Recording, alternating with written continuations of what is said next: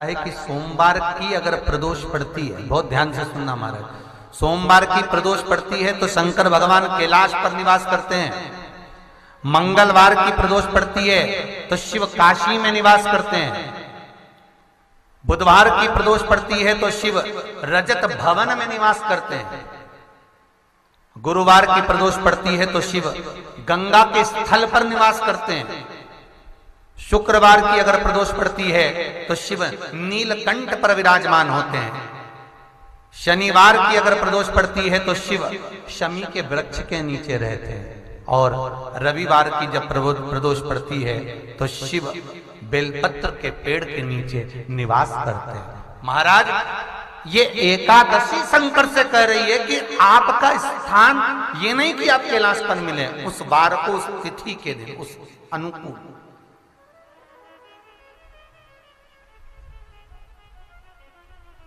हमारे यहां कहते हैं सोमवार की जो प्रदोष पड़ती है वो इच्छा पूर्ति करती है। मंगलवार की प्रदोष रोग से मुक्ति देती है। बुधवार की प्रदोष कामना की पूर्ति करती है। गुरुवार की प्रदोष शत्रुओं का नाश करती है। शुक्रवार की प्रदोष सुख और शांति देती है। शनिवार की प्रदोष संतान का सुख देती है। और रविवार की प्रदोष जो काम दुनिया में कोई नहीं कर सकता वो अचूक फल की प्राप्ति रविवार की प्रदोष करा देती है। महाराज ऐसी प्रदोषों का नियम वर्णन किया चाहिए। भगवान कहते ठीक है तू थोड़ी देर खड़ी हो। एकादशी सम्मुख खड़ी हुई। पार्वती जी ने जिस अंगुष्ठ का जल पीने के लिए लिया था हाथ में, बस पीने ही वाली थी, शंकर भगवान ने वही हाथ में जल लेकर एकादशी के हाथ में उसको देकर कहा, ले ये मेरे द्वारा निर्मित एक व्रत है जिसे त्रयोदशी के दिन तूने मांगा है, मैं तुझे देता हूं। आज इस व्रत का फल मैं तुझे प्रदान करता हूं। अब तू जिस जीवात्मा को लेकर जाएगी उसका पाप प्रबल नहीं होगा। किसी स्त्री, पुरुष, बालक, बुजुर्ग जो भी होगा जिसने प्रदोष का व्रत करा होगा वो जीवात्मा को तू किसी फल की कामना से नहीं स्वतः ही लेकर चली जाए।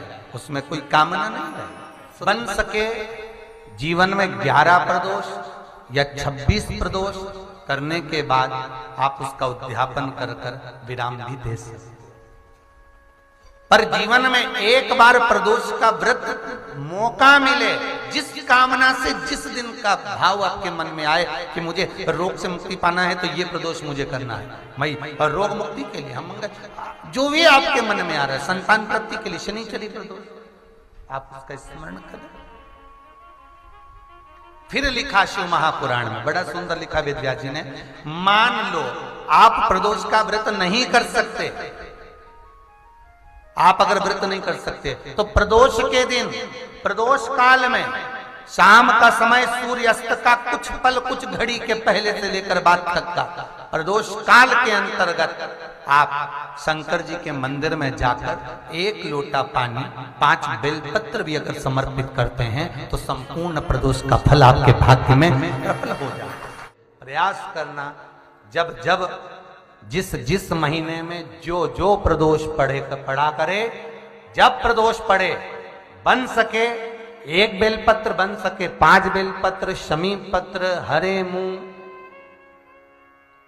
हरा मूंग, बेलपत्र, एक कलश के अंदर थोड़ा सा पानी लेकर 1 बेलपत्र, हरा मूंग, शमी पत्र डालकर और उसमें थोड़ा सा गुड़ डालकर भगवान शिव का स्मरण कर कर प्रदोष काल में, मान लो कोई काम आपका बहुत जरूरी है, बहुत दिनों से आप थक गए हैं, नहीं हो रहा, कर्जा बढ़ रहा है, धन नहीं आ रहा, व्यापार नहीं चढ़ रहा, या कोई समस्या बहुत प्रबल है, कोई एग्जाम में बैठ रहे हो, नहीं हो रहा, परीक्षा भी दे दी है, रिजल्ट आने ही वाला है, तो भी प्रदोष काल में, प्रदोष के समय वो जल, मूंग, समीपत्र और बेलपत्र और गुड़ का शंकर के शिवलिंग को समर्पित करना प्रारंभ कर दो।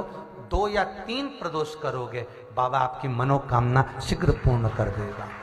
2 या 3 करोगे, बाबा करेगा। प्रदोष व्रत का नियम जो आप ले रहे हैं, प्रदोष व्रत को जो आप श्रवण कर रहे हैं उसको जरा ध्यान से सुनिएगा। सबसे पहले स्नान ब्रह्म मुहूर्त का, सुबह का, उसके बाद में फिर आसन पर बैठकर भगवान की भक्ति को धारण करना, शंकर का अनुमोदन करना, शिव भक्ति में डूबे रहना, शंकर का स्मरण करना, शंकर के नाम का स्मरण करते रहना। ये प्रदोष का मूल तत्व। महाराज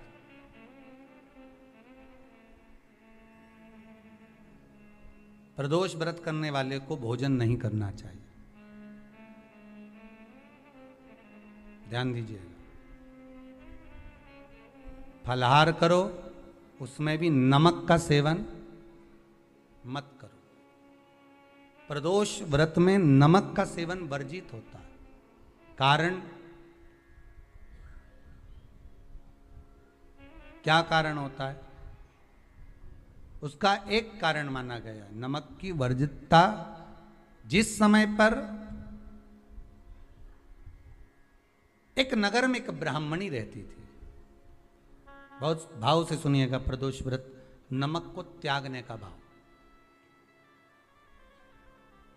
प्रदोष व्रत की किताब में भी मिल जाएगा आपको, आप पढ़ेंगे तो सुना होगा आपने। एक ब्राह्मणी रहती थी एक नगर में, उसका पति नहीं था।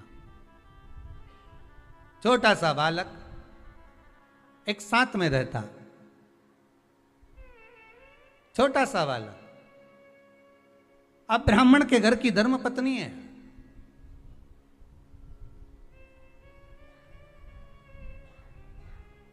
ब्राह्मण कर्मकांड करने वाला, पूजन करने वाला, पाठ करने वाला, अनुष्ठान करने वाला, पूजन करने वाला, मंत्र जाप करने वाला, भगवत भक्ति में डूबने वाला। ब्राह्मण तो चले गया, ब्राह्मणी बच्चे के साथ रह रही। क्या करे वो? अकेली निवास कर रही,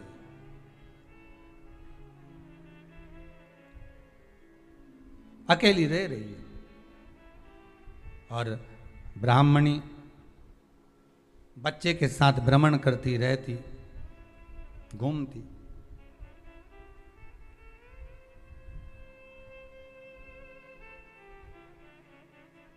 कहीं कहीं दर दर जाकर कुछ भिक्षा को मांग कर लेकर आ जाती, और भिक्षा लाने के बाद में उस भिक्षा को जब लेकर आती तो अपने बच्चे को भी खिलाती और स्वयं भी उसका पान करती।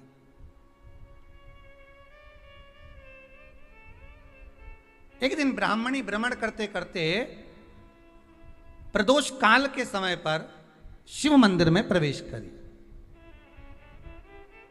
प्रदोष काल के समय पर,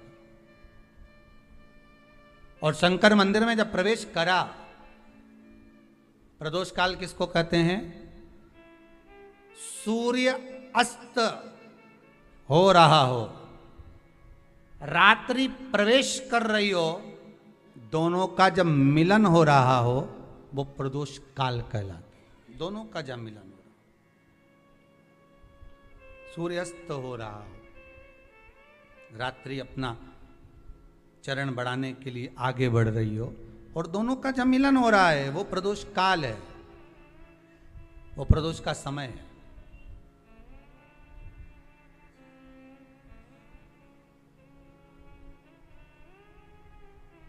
ब्राह्मणी मंदिर में प्रवेश कर रही। जब ब्राह्मणी मंदिर में प्रवेश करी, मंदिर के अंदर पहुंची, प्रदोष काल का समय था, प्रदोष का समय चल रहा था।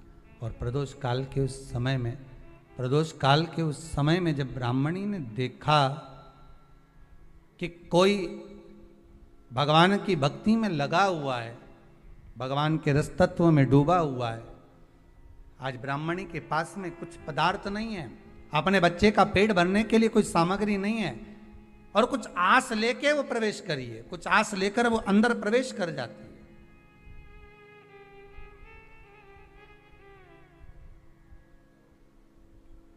कोई ऋषि की पत्नी, कोई ब्राह्मण जन की अर्धांगिनी उस प्रदोष के समय पर शंकर का अभिषेक पूजन कर रही थी, भगवान शिव की आराधना कर रही थी, भगवान की भक्ति में डूबी हुई थी। भोला सब दुख का